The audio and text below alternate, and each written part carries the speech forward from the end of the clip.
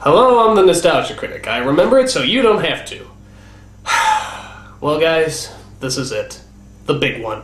The shit-stopper. The constipation of American cinema. A bowel blockage from which nothing of any value can possibly be removed. What is said to be one of the worst films of all time. I am, of course, talking about the indescribable terror that is Joel Schumacher's Batman and Robin.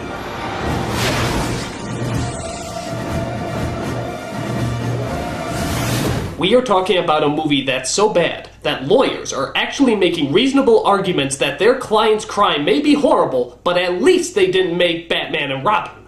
And in the remotest parts of Southeast Asia, it is still considered the #1 preferred form of execution. No! No, please! Anything but that! So as you can tell, I am not looking forward to reviewing this stinker. However, before I review it, let's take a look at the declining history of these Batman movies. The first Batman film was released in 1989 under the direction of then-newcomer Tim Burton. It was edgy, dark, and made just as much for adults as it was for children. In fact, it was made more for adults, and continues to be the highest-grossing Batman movie to date. The second film, Batman Returns, was also very edgy and dark, but maybe a little too dark. A lot of people didn't gravitate towards the often disgusting Penguin or the exceptionally depressing storyline. While the first Batman ended on a triumphant note, Batman Returns' ending was more bittersweet, and left a lot of people feeling kind of empty. While still a big hit, Batman Returns wasn't the mega blockbuster Warner Brothers was hoping for. So Burton was booted off the movie sequels and replaced with another director. Enter Joel Schumacher, director of the third Batman film, Batman Forever, which was definitely more kid-friendly, bringing in stars like Jim Carrey, some bright flashy colors, and some really corny one-liners. It's the car, right? Chicks love the car. It wasn't good, but it certainly wasn't horrible. It was the Batman film studios always wanted, safe and marketable. And as you would imagine, it was a big hit. So logically, Schumacher was called in to direct the next one. And seeing how this is one of the worst films of all time, special precautions have been made today to prevent me from killing myself. For example, all sharp objects have been removed from the building. They took away my tie so that I don't hang myself. And, they also padded the edge of my glasses so that I don't jab them in the sides of my throat. But they didn't count on my cyanide pills. So, let's take a look and see just how bad Batman and Robin really is. Well, this doesn't seem too bad. They're just suiting up, there's the Batmobile, the music's nice. Maybe this won't be so horrible after all. I want a car. Chicks dig the car. This is why Superman works alone.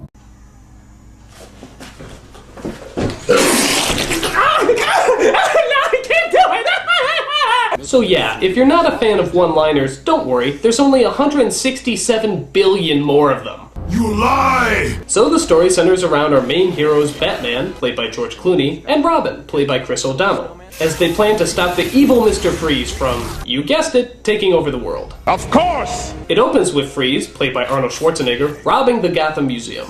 So our heroes suit up for battle for the opening fight scene. And yes, those costumes come complete, with bat nipples and bat asses. Alright, y'all know what's coming. The ambiguously gay duo. Now that we got that joke out of the way, let's continue. Mr. Freeze is stealing a diamond that apparently powers his Sub-Zero suit. Apart from that, his only goal seems to be making jokes about a subject matter that unfortunately lends itself to a lot of insufferable puns. And I'll give you 4 guesses as to what that subject matter is. A. Celebrity gossip. B. Political satire. C. Family dilemmas. Or D. Ice. Iceman cometh. Kick some ice. Can you be cold? Chill. Freeze well. Cool party. Stay cool. If your answer was D, no fucking shit! Thanks for playing. So Batman comes busting in along with his sidekick Robin on his motorcycle. As the fight scene rages, we get an onslaught of lame lines and over-the-top stunts. Nice catch. You break it, you buy it. In fact, you may notice a similarity to another familiar style. Can't quite put your finger on it? Maybe this'll help.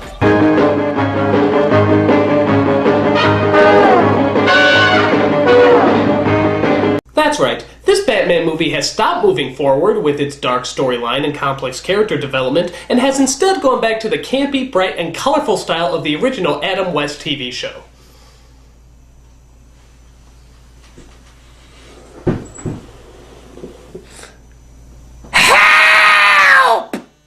So as the fight scene continues, we see Batman and Robin literally skate across the icy floor playing hockey with a valuable hunk of diamond. Do I even have to make fun of this? Meanwhile, Freeze manages to hook up a rocket that'll launch him into space. What killed the dinosaurs? Gee, is it something having to do with ice? The Ice Age! Batman works his way up the rocket where the villain freezes him to the wall. Freeze, you're mad. Yes, listen to the sane man in the batsuit. I think not. Robin comes to rescue him as they surf their way down to the ground off the doors of the rocket. The only thing that would make this scene lamer is if Robin actually shouted Cowabunga. Cowabunga! As if this scene couldn't possibly be any longer, Batman and Robin chase Freeze into another building, where Robin gets frozen by the ray gun. Stay cool, bird boy. God, how much longer is this movie? 10 minutes? We're only 10 minutes in! Oh, this film is gonna be the end of me. Show some mercy. Alright, so after Freeze gets the diamond back, Batman stays behind to thaw out Bird Boy. Your emotions make you weak. That's why this day's mine. I'll kill you next time. Why not kill him now? I wish I knew. As you can tell, Schwarzenegger is easily by far the worst actor in this movie. I've got some wild oats to sow. Until this person came along. And you are? Poison ivy. Ah yes, Poison Ivy, the woman who started off as a nerdy environmental scientist who works in the most cliched of evil laboratories. Seriously, this place is so cliched, all you need is a strike of lightning on the building. She's shocked to find out that her boss is turning people into Mexican wrestlers to auction off to power-hungry dictators. Finding out that his diabolical plan is revealed, her boss takes it well. I'm afraid you'll have to die. From all the toxins and chemicals arises a flowery femme fatale known as Poison Ivy, who kills people by giving them venom-filled smooches. Talk about the kiss of death! Why are all the gorgeous ones homicidal maniacs? By using her love of deadly plants, Poison Ivy's diabolical goal is to, you guessed it, take over the world. Of course! Meanwhile, back at Wayne Manor, Bruce Wayne and Dick Grayson get a visit from an unlikely visitor. Alfred's niece, Barbara, come all the way from Britain. The new computer sciences division. I'm sorry, I just can't understand you under that incredibly thick British accent. I don't know, all this luxury really isn't my style. Definitely Liverpool. London's kind of rough. Meanwhile, we discover that the villainous Mr. Freeze actually has a wife who has an incurable disease. So he keeps her frozen in the comfort and hidden safety of a neon-lit ice cream pub. How can nobody figure out that he's in there? It's the equivalent of Walt Disney trying to hide out in Disneyland. I mean, don't you think somebody would take a look? It's really ridiculous. While trying to figure out a cure for his beloved wife, Freeze spends most of his time conducting an orchestra of killer Eskimos to sing I'm Mr. White Christmas, I'm Mr. Snow. That's just stupid. Meanwhile, the Batman who used to hide from the limelight and steal any hidden photographs taken of him is now making public appearances at a sexist auction where men bid on good-looking women to take out on a date. While there, they come across the seductive Poison Ivy, who blows a hypnotizing perfume that makes men bow to her every will. And as you sadly might have guessed, Batman and Robin actually start bidding on her. $1 million. 2 million. 3 million. 4 million. 7 million. Never leave the cave without it. A Bat credit card? They gave him a Bat credit card? They had the balls to give one of the greatest superheroes of all time a Bat credit card? No! No! Does not compute! Does not compute! Does not compute! I can't sign! I apologize for that outrage. It was childish and immature. I just get a little peeved when I see one of my childhood icons carrying a Bat credit card, you bastards! I'll kill you! I'll kill all of you! All of you will die! You'll get the gas! Rape my childhood, will you? You'll all die! You will all die! Okay. I'm fine, I'm cool, I'm fine. So, after Batman uses the... you know what? Mr. Freeze busts in and ruins the party.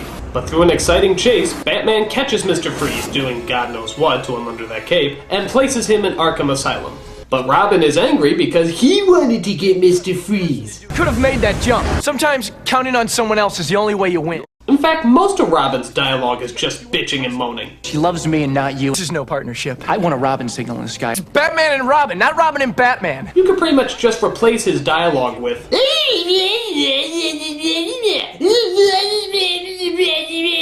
Look, I made a mistake. I'm sorry. Meanwhile, in story number 12, we see that Barbara gets out all her rage and emotions by partaking in pointless motorcycle chases. After Dick Grayson saves her from the world's worst blue screen effect, Barbara reveals a stunning secret about Alfred. How he's hiding the pain all the time. Alfred's sick. Oh, Alfred is sick? Alfred is sick? I mean, do we really have to concern ourselves with the butler in this movie? I mean, come on, how sick could he possibly be? He's dying. Awkward. So Bruce and Dick decide to give him a leave of absence due to reasons of dying. Here, Bruce and Alfred have a very heartfelt talk. He also reveals his personal appreciation for Alfred, but maybe a little too much. I love you, woman. And I love you. The ambiguously gay duo. Get some real issues with women, you know that? Meanwhile, Poison Ivy breaks Freeze out of prison and steals his Sub-Zero suit. By the way, the Riddler suit here is kinda clever. But Freeze needs his diamonds from his headquarters to keep his suit active. I'll help you grab your rocks. Ha ha ha ha. Ivy agrees to pick them up while also pulling the plug on Freeze's wife, leaving her to die. I wish I was in that jar. You can say that again. The Caped Crusaders try to stop her, but are turned against one another because of their lust for Ivy. She wants to kill you, Dick. You watch your language. Ivy escapes and leaves Batman and Robin to fight over her. What happened? How'd they get away? How dare you didn't stop them! It's not like this is a job for the police! How dare you didn't stop them! As Ivy returns, she tells Freeze that Batman killed his wife. So Freeze vows to take vengeance on society.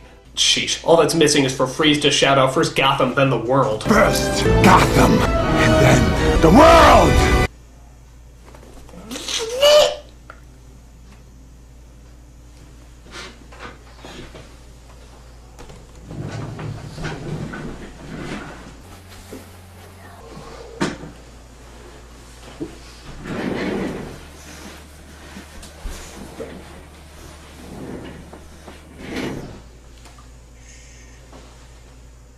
I hate this. Look at that. That's so lame. This is idiotic. I really hate this. This is so stupid. I wish I could kill myself. Wow, that's horrible. Oh my god, I can't believe how bad this is. I wish I could kill myself. So while Freeze tries freezing the world, Ivy tries to seduce the dynamic duo. And here's something you never thought you'd see in this movie: a man kissing a woman. No, Robin, no, you're just confused. But rubber lips sink ships as Batman and Robin put their feud behind them and are ready to kick some green thumbs. Meanwhile, Barbara finds out what anyone with a brain cell could, that Bruce and Dick are Batman and Robin. And you gotta love her expression when she finds it out. She finds the Batcave where a virtual reality Alfred, I know, just go with it, tells her that he knew she would find out who they were, discover the Batcave, and has even prepared a batsuit for her to go out and fight crime. Oh, well, of course. So Barbara helps her colleagues by becoming the fearsome Batgirl, the only character in this movie who should have bat nipples, but doesn't seem to have them. I never thought a catfight between Uma Thurman and Alicia Silverstone could be so boring. So she defeats Poison Ivy by knocking her into her own man-eating plant. I think the only thing missing here is for Poison Ivy to shout out curses. Go ahead, say it. I dare you. I double dare you, motherfucker! You know you want to. You know you want to do every cliche in the book. Go ahead, say it! Say it! Say it! Curses! God damn this movie! It did it! It finally did it! Batman has driven me batshit crazy!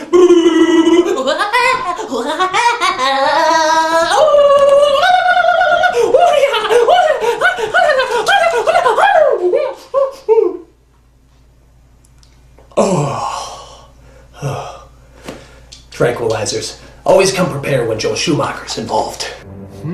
So Batgirl saves the dynamic duo and reveals her secret identity. Bruce, it's me, Barbara. Barbara? Who would have guessed? That mask just hides your face so well. I find that unlikely. So the three of them set out to stop Freeze after having a change of wardrobe, apparently, and plan to unfreeze the city. Sunlight could reverse the freezing process. Sunrise in for 5 hours. Here, But it's morning in the Congo. we could relay the sunlight. From the other side of the equator. It'll take the satellites about a minute to realign. Satellites could be positioned to thaw the city directly, but that'd take a computer genius. I'm on it. All right, I'll set the telescope, you thaw the mirrors. Oh, thank God I don't care. So through a series of lame lines, ridiculous stunts, and over-the-top effects, our heroes defeat Mr. Freeze and blow up his giant ray gun. Wow. Just think about how many starving children we could have saved with the money used for these effects. Talk about your cold shoulder. After that, they melt all that nasty snow covering Gotham down to your simple basic rubber icicles. But wait a minute, what about Alfred? Isn't he still at death's door? Well, luckily, Freeze's wife has the exact same disease as Alfred, and having a change of heart gives Batman the cure that he kept in his suit. And he didn't use this on his wife because... So as you can imagine, they put Freeze in jail, get the cure to Alfred, and they all live happily ever after. But wait, what to do about Barbara? You are going back to school. Bruce, you're never gonna win this argument. Partners? Partners. So you see, kids, the moral of the story is drop your studies, forget all about school, dress up in tight leather, and live your life as a superhero. Why? Because Batman said it's okay. I'd say this is a horrible lesson for the kids, but I don't think it really matters. No kid ever saw this movie. Batman was a gigantic bat bomb. Bat bomb! Bat bomb. Why? Because this film is so terrible, so horrific, and so god-awfully bad, that there's only one word that could possibly sum it up. You wanna know what that word is? I'll tell you. It's super crap-a-fuckerific, XBL bullshit. A film so bad the censors really ought to go and pull it. Sadly, there's not many words that only rhyme with bullshit. Super crap-a-fuckerific, XBL bullshit. Fuck-a-doodle, fuck-a-live, fuck-a-doodle, fuck-a-live. Here's a film that's so awful, I'd rather have a guy come circumcise me with an axe and poke me in the eye. I'd rather drink a giant bowl of ape and monkey splooge. And there's another million things that I would rather do. Super crap-a-fuckerific, XBL bullshit. Film so bad the censors really ought to go and pull it. Sadly, there's not many words that only rhyme with bullshit. Super crap-a-fuckerific, XBL bullshit. No, really though, it's awful.